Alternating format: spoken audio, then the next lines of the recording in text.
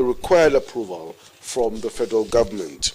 Ondo State Commissioner for Youth and Sports Development, Bamidele Ologunloluwa, commended the fighting spirit of the governor.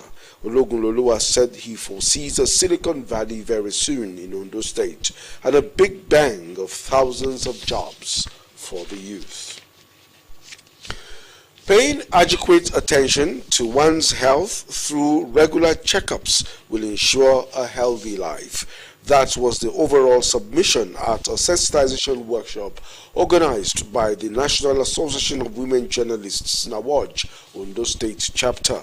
OSRC's Omoshilola Adesoile Ajayi reports that the program was attended by representatives of women groups and associations, as well as female officers of paramilitary agencies. The rector, Rufus Giwa Polytechnic Award, Dr. Gani Ogundaunsi, has charged new students of the institution to obey all rules and regulations for a smooth stay at the Citadel of Learning. Dr. Ogundaunsi gave the charge at the institution's 30th matriculation for new students of the Polytechnic.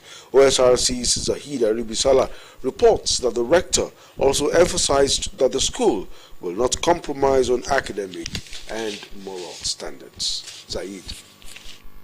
Having scaled the order of admission process, the time is finally right for these new intakes into Rufus Giwa Polytechnic Award to be officially addressed as bona fide students.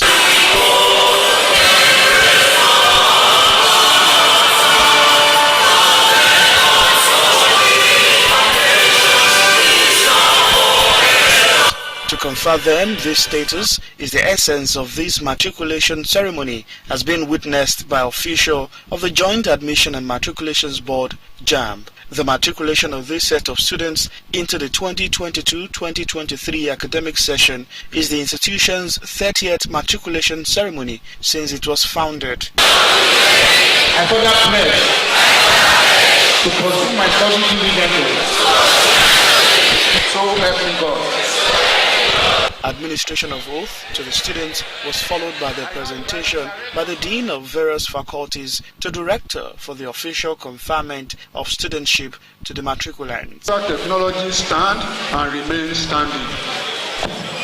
Studies, engineering technology, environmental technology, social sciences and communication studies, and the Continuing Education Center.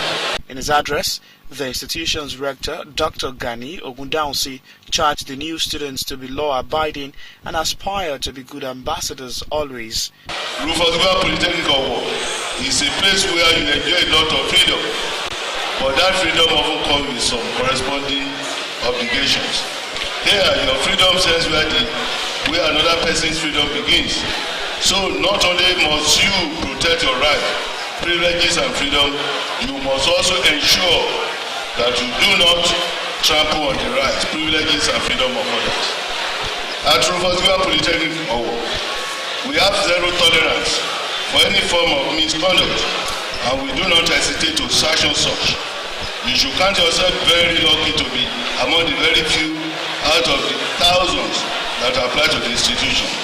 Dr. Ogundaunsi noted that Rufus Giwa Polytechnic Award will not compromise standards in getting the best from the students, academically and morally. I charge you all to face your studies squarely so as not to lose the golden opportunity of acquiring your primary purpose of seeking admission to the institution.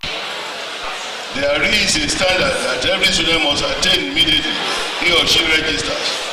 And once a student cannot meet up the expected standard, the Polytechnic shows him or her the way out of the system. Amid joy, some of the matriculating students promise to stay focused as they begin this educational journey. I feel excited today. I'm so happy today. I apply in this school to make this school proud and to make me myself proud. Some parents will register their presence in order to celebrate their words, called for a robust monitoring from both guardians and school administrators. As these individuals commence this journey, Rufus Giwa Polytechnic Award says it will not renege in equipping students with skills relevant for them to thrive in the 21st century. Sahira Ibisala, OSRC News. Staying with education, no fewer than 11,350 candidates across the country sat for the May Diet of the Professional Qualifying Examination organized by the Teachers Registration Council of Nigeria. Permanent Secretary, Federal Ministry of Education, Andrew Adejo, while monitoring the exercise in Abuja, expressed satisfaction over the conduct of the examination. Mr. Adejo, who commended the new technology introduced by the Council for the authenticity of the Certificate of Teachers, confirmed that the examination has witnessed some improvement. He urged state and federal education quality assurance teams to ensure that teachers have the qualifications, the required qualifications and skills to teach. President Muhammadu Buhari has inaugurated the Nigeria Security and Civil Defense Corps Command and Training College in Jos, Plateau State. Buhari, who was represented by former head of state Yakubu Gowon, also inaugurated 500 Course 1 participants of the college. The president said establishment of a new training school for the Corps would foster proactiveness, discipline, professionalism, and better service delivery to the nation. He commended the Corps for its steady growth and urged full compliance with the demands of the training program. The federal government has appointed the Oba of Benin, Eware II, as Chancellor of the National Open University of Nigeria. The Vice Chancellor of the university, Professor Olufemi Peters, announced this when management of the institution paid the monarch a courtesy visit in Benin City. He expressed confidence that the fortunes of the university will improve with the monarch's appointment. Responding, Oba Eware thanked President Buhari and promised to bring to bear his experience in the public service for the growth of the institution. You're watching the news at 7 on OSRC television. You can also watch us live on our website www.osrc.ng or follow us on Facebook, OSRC TV, and on YouTube you can subscribe to our channel, OSRC TV Ondo. We'll be back shortly. Stay with us. A peak protein breakfast gets me to a great day. How do I know? Because my daddy goes to his work feeling good and always with a smile. Mommy is always filled with confidence. My sister is always in tune. And for me, learning new things becomes absolute fun. Because all day and every day, the peak goes on. Start your day with a peak protein breakfast. Peak. Reach for your peak.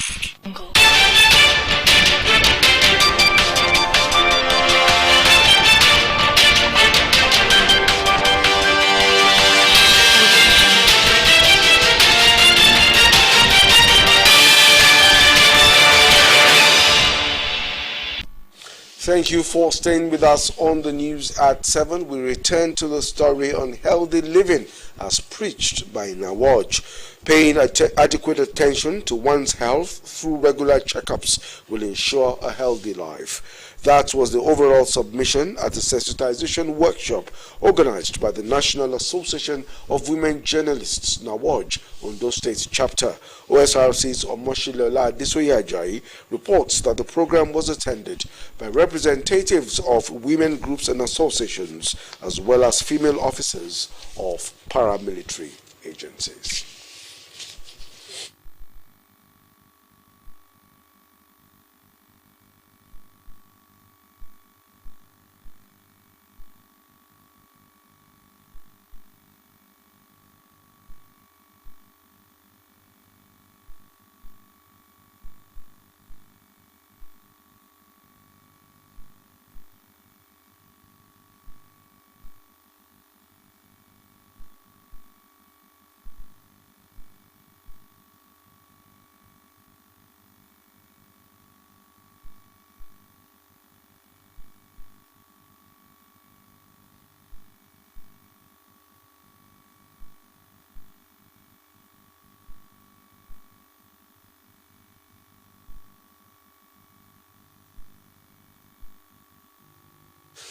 We sincerely apologize for our inability to bring you that report now, but we will definitely bring it to you in the course of the bulletin.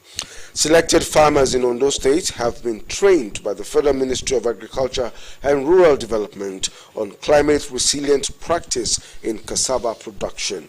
At the training and empowerment of the cassava farmers as well as farm extension agents in the southwest. The Commissioner for Agriculture in Ondo State, Olayato Aribo, said government will not relent in boosting agriculture by taking necessary steps to improve food sufficiency and security in the state. Joy Pius reports that the Ondo State government is partnering the Federal Ministry of Agriculture to boost cassava production in the state. The President-elect, Bola Tinubu, has returned to Nigeria after a 10-day trip to Europe ahead of his inauguration on May 29. Tinubu had on May 10 left the country just 2 weeks after he returned to the country from a 3-country tour, which saw him visiting London, Saudi Arabia and Paris. He was received at the Nnamdi Azikiwe International Airport, Abuja, by the Senate President Ahmed Lawal, House Deputy Speaker Idris Wase, Kano Governor Abdullahi Ganduje, and a host of others. A statement from the office of the President-elect had said the trip became necessary to allow Tinubu carry out some tasks without necessary pressure and distractions. The Petroleum and Natural Gas Senior Staff Association of Nigeria, Pengasan, has urged President Muhammadu Buhari to urgently assent to the Energy Commission of Nigeria Amendment Bill 2021 before handing over to Tinubu on May 29. Pengasan President Festus Osifo noted that assenting to the energy bill, in addition to the already signed Petroleum Industry Act, would go a long way in repositioning the oil and gas sector as well as the nation's economy. Pengasan, while urging Buhari to assent to the amended bill, said the appeal was sequel to the negligence of the bill, which was transmitted to the Office of the President since November last year. It stressed that the provisions of the current Act of the Energy Commission were no longer in tandem with the present realities in the energy sector. Hence, the request for the amendment of the Energy Commission of Nigeria Bill 2022. The oil workers maintained that this was the right time to strengthen the Energy Commission of Nigeria, which has the mandate of producing strategic plans for the government in the energy sector. Another round of fresh corruption crisis is brewing in the Niger Delta Development Commission (NDDC) as the chairman of the commission, Loretta Onoche, and the managing director, Samuel Ogbuku, have engaged each other in corruption allegation exchanges at the National Assembly. At an investigative hearing by the Senate Committee on Unauthorized Spending in the Commission, Ogbuku accused Onoche of overstepping her bounds by desperately seeking to be a signatory to NDDC's accounts. He alleged that Onoche had even written a letter to the Accountant General of the Federation for approval to make her a signatory to the accounts. Onoche, however, said the decision for her to be a signatory to the accounts was taken by the board at one of its meetings. In a twist of events, Onoche accused the managing director and the entire management of running the commission in breach of financial regulations. The Senate committee, led by Yusuf, had directed Onoche and Ogbuku to appear before it on Monday to substantiate their allegations.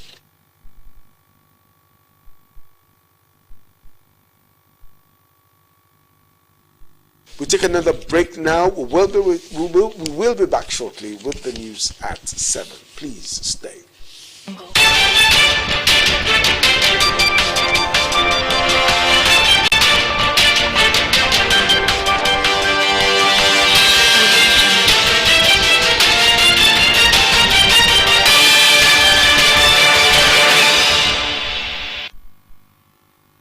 Thank you for joining us and staying with us on the news at 7. We'll now return to the story on Nawaj and health issues as Omoshilola Adesoye Ajayi reports that the program was attended by representatives of women groups and associations as well as female officers of paramilitary agencies. To Sir Winston Churchill, Healthy citizens are the greatest asset any country can have, and he who has good health has everything. It is in line with this that National Association of Women Journalists organized a workshop on health for women in Ondo State. The one-day workshop was to sensitize women on the need to create time for themselves after daily hustling and bustling, and to avoid unnecessary physical, emotional and psychological stress which could raise their blood pressure. When there is no mental health, there is no health. When food is coming from your stomach and is escaping to your mouth, it is sickness, it is a disease. You understand? And it is likely one of the symptoms that you will find is ulcer. The acting chairperson of the association, Tola Gbadamoshi, urged women to take good care of their health, particularly as old age approaches, in order to garner enough strength to meet the challenges ahead of them and sustain their homes. Every woman is the center of every community, especially when it goes down to the children, the husband, the job, and straight down to the community. So for them to be able to be impacting positive attributes to the community. And for that reason, we have brought this program, although Nawaj has brought this program together to ensure that we recognize, we as women, we stand for to recognize everything that we need to know. By the time they recognize it, they will be able to handle it and tackle it. In her remarks, the Commissioner for Women Affairs and Social Development, Dr. Adebumi Oshadaun, charged the female folk to take their health as a matter of priority and always remember their place in society. If Nigeria will ever be developed as a developed country, women that greater half or equal half must be healthy. While commending Nawaj for the initiative, the Commissioner called for men inclusion in such program. Also, the chairman of the Nigerian Union of Journalists, Ondo State Council, Prince Leke Adegbite, urged the women not to take the issue of their health for granted. And leave our health. We should not overdo the work we are doing and leave our family. Like we all know that without women, there will not be nation. Women are the heartbeat of any society. Participants lauded Nawaj's initiative and asked that the association make it a routine event. Omoshiliola Adesoye Ajayi, Osrc News. Gunmen have killed some policemen at a checkpoint in Ngopala, local government area of Imo State. The incident has unsettled residents of Okpala as many fled their homes and business places. Police spokesman for the command, Henry Okoye, confirmed the killing of 2 policemen in the attack. He noted that operatives of the command have taken over the area with a view to instilling confidence in the residents and with a plan to apprehend the suspects. Selected farmers in Ondo State have been trained by the Federal Ministry of Agriculture and Rural Development on climate-resilient practice in cassava production. The training and empowerment of the cassava farmers as well as farm extension agents in the southwest, Ondo State Commissioner for Agriculture and Forestry, Olayato Aribo, said government will not relent in boosting agriculture by taking necessary steps to improve food sufficiency and security in the state. We join Joy Pius for the details.